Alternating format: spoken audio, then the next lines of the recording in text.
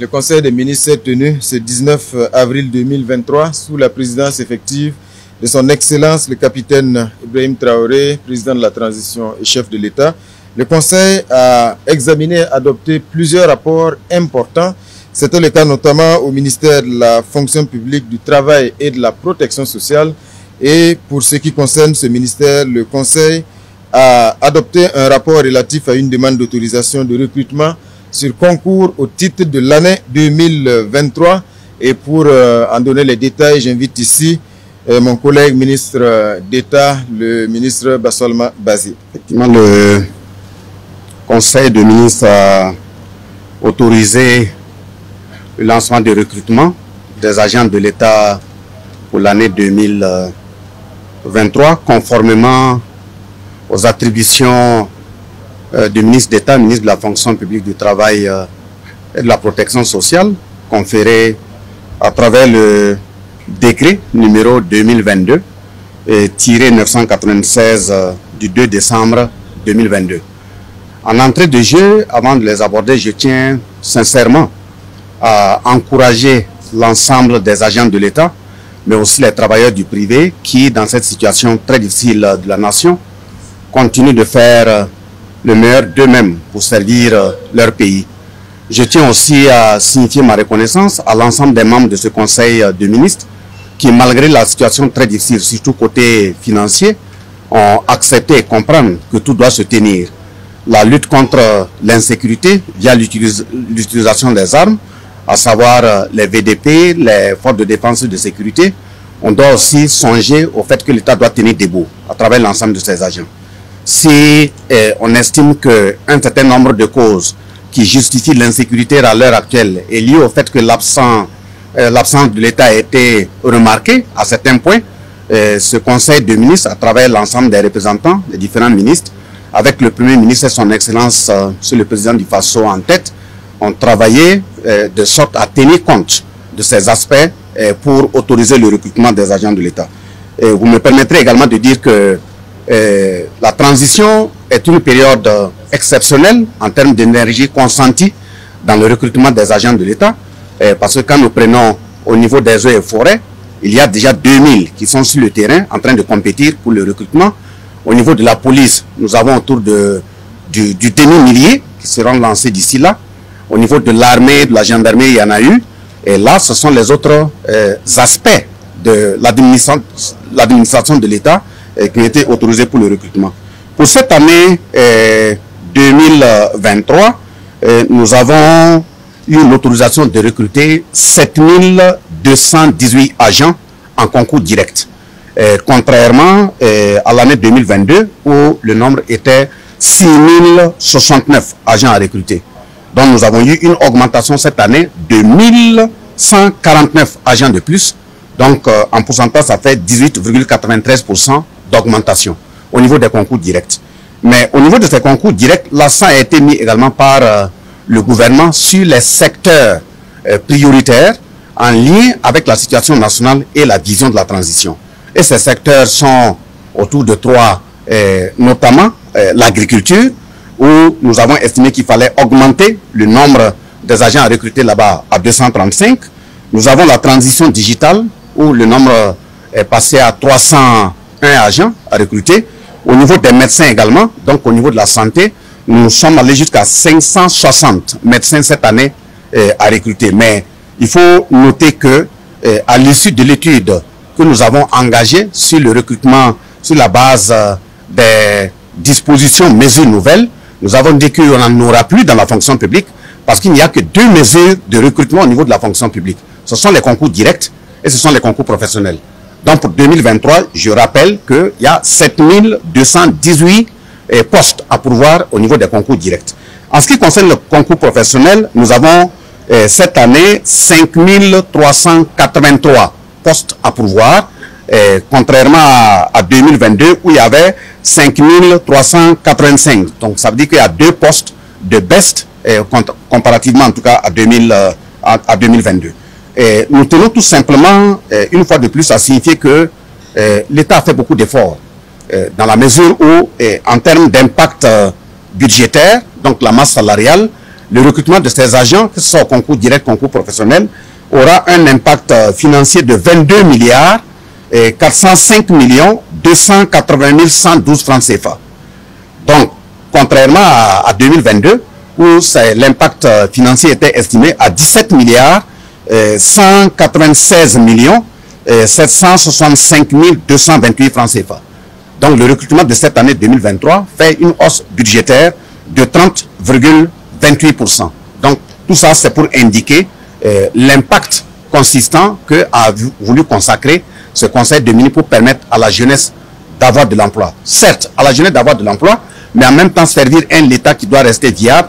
Et surtout, si on arrive, et comme nous sommes en train d'espérer de façon très grande à mettre fin à l'insécurité, au terrorisme, il faut permettre aux autres pans de l'administration, en même temps que les forces de défense et de sécurité, les VDP, arrivent à avoir des victoires, il faut occuper le terrain avec l'administration, d'où en tout cas ces sacrifices qui ont été consentis dans ce sens. Il faut dire aussi que nous prenons en compte le fait que les agents de l'État aujourd'hui, quel que soit le niveau, que ce soit au niveau de l'éducation, que ce soit au niveau de la santé, que ce soit au niveau du trésor, des finances, ce sont des agents qui doivent connaître un certain type d'attitude pour faire face à la situation. Ça fait que cette année, nous voulons, les médecins par exemple qui seront directement recrutés et dont on estime avoir fini leur formation, les informaticiens dont on estime avoir fini leur formation, ne vont pas être affectés directement dans l'administration. Et chaque corps qui a déjà fini sa formation va subir une autre formation complémentaire de maximum 3 mois. Et dans cette formation de 3 mois, nous allons mettre la déontologie, la connaissance d'un certain nombre d'outils de l'État, mais aussi et surtout la formation militaire. Même si c'est un mois, il faut permettre aux médecins, il faut permettre à ces informaticiens d'apprendre un certain type de b.a.-ba en termes d'informations à collecter et transmettre aux forces de défense et de sécurité, la possibilité de déposer les seringues, prendre l'arme et faire face à la situation, de déposer la craie et sortir prendre l'arme et faire face à la situation. Donc on ne va plus recruter des agents de l'État que nous allons envoyer dans cette période-là, j'allais dire main nue sur le terrain. C'est pour dire que nous allons, d'ici les mois à venir, réfléchir et élargir même cette façon de faire au niveau des étudiants. C'est pour dire qu'à partir de cette année ou à partir des mois à venir, tout agent de l'État qu'on va envoyer sur le terrain doit être un agent, j'allais dire, polyvalent. Donc un agent polyvalent qui est capable professionnellement de faire face. Ce à quoi, pour la raison pour laquelle il a été recruté, mais qui est capable aussi, si la situation, les donnes changent, effectivement de se comporter comme véritablement un agent de tenue sur le terrain. Je tiens une fois de plus à saluer l'engagement de l'ensemble des travailleurs, à m'incliner respectueusement sur la mémoire de ceux que nous avons perdus, à inviter l'ensemble des Burkinabés à s'unir autour de l'État pour qu'on puisse avancer. Pour ce qui concerne le ministère de l'économie, des finances et de la prospective, le Conseil a examiné 2 rapports. L'un de ces rapports porte sur un projet de loi portant institution d'une contribution spéciale sur la consommation de certains produits et services. Et là, pour les explications, j'invite ici mon collègue ministre de l'économie, M. Nakanabo. Le Conseil a effectivement adopté un projet de loi portant création d'une contribution spéciale pour alimenter le fonds de soutien patriotique. Comme vous le savez, pour faire face aux dépenses liées au recrutement des volontaires pour la défense de la patrie, il a été institué un fonds de soutien patriotique. Et le fonds de soutien patriotique est alimenté par plusieurs sources, dont une contribution spéciale sur certains produits de grande consommation. Et il faut dire que l'avant-projet de loi qui a été soumis au Conseil des ministres aujourd'hui a pour objectif de renforcer les cadres juridiques de cette taxe spéciale qui existe déjà sur la boisson, sur la cigarette, sur les produits de la cosmétique. Donc l'idée vraiment c'est de renforcer les cadres juridiques. Cela va nous permettre donc de transmettre ces projets de loi à l'Assemblée législative de la transition pour que ça puisse être finalisé si bien sûr les députés valident ce projet. Donc ici on n'a pas vraiment à créer de nouvelles taxes ou quelque chose comme ça, c'est tout simplement pour faire en sorte que les taxes existantes déjà puissent avoir un cadre juridique beaucoup plus renforcé parce que, encore une fois, je rappelle que nos prévisions, il s'agit de 100 milliards qu'il faut récolter. Aujourd'hui, nous sommes à peu près 10 milliards, donc il y a encore 90 milliards à rechercher. Et renforcer le cadre juridique va donner tous les leviers donc, pour qu'on puisse avancer sur ces dossiers et pouvoir faire face donc, aux dépenses liées aux volontaires pour la défense de la patrie. Le Conseil a examiné et adopté un projet relatif à l'adoption d'un décret portant érection du centre de promotion de l'aviculture villageoise en établissement public de l'État à caractère administratif. C'est également un projet extrêmement important dans la vision de la transition. Et pour donner plus d'explications, j'invite ici mon collègue ministre délégué en charge des ressources animales. Le Conseil des ministres a adopté un projet de décret portant érection du centre de promotion de l'agriculture villageoise en NEPA. Et comme vous savez, dans la vision de la transition, le monde rural est très, très important. L'agriculture et l'élevage, l'accent est mis là-dessus à côté des actions militaires. Donc l'érection de CEPAVI en NEPA lui permettra d'être plus autonome et plus opérationnel afin d'accompagner l'ensemble des acteurs et de relever les défis liés à la filière avicole, qui sont actuellement des défis d'ordre alimentaire et d'ordre sanitaire.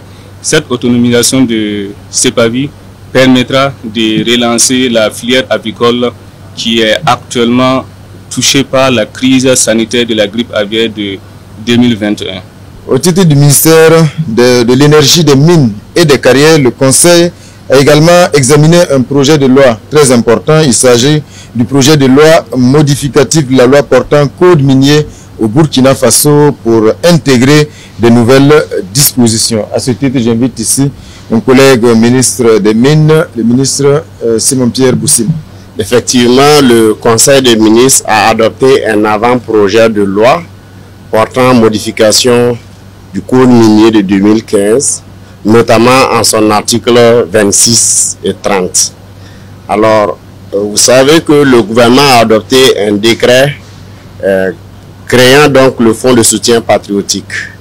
Et ce décret prévoit une affectation des ressources donc venant du Fonds minier de développement local. Il se trouve que le Code minier prévoit que le Fonds minier de développement local doit exclusivement financer les plans communaux de développement et les plans régionaux de développement. Donc, il ne prévoit pas donc que ce fonds puisse financer des questions sécuritaires. Il a fallu donc ce réaménagement que nous proposons donc aux législateurs pour qu'ils puissent autoriser le gouvernement à affecter une partie des ressources donc, du Fonds minier de développement local au Fonds de soutien patriotique. Voici la quintessence donc de cet aménagement du Code minier à cet effet. Au titre du ministère de la Santé et de l'Hygiène publique, le Conseil a adopté un projet de décret portant modalité de prise en charge du traitement des cancers par radiothérapie au Burkina Faso. Et à ce sujet, j'invite ici mon collègue ministre de la Santé, le ministre Robert Karougo. Le Conseil a adopté un décret relatif aux modalités de prise en charge financière du traitement des cancers par la radiothérapie au Burkina Faso. Au terme de ce décret, 3 catégories de patients ont été identifiées. Pour ce qui concerne la première catégorie, elle concerne tous les patients qui disposent d'une assurance maladie, qu'elle soit nationale ou internationale.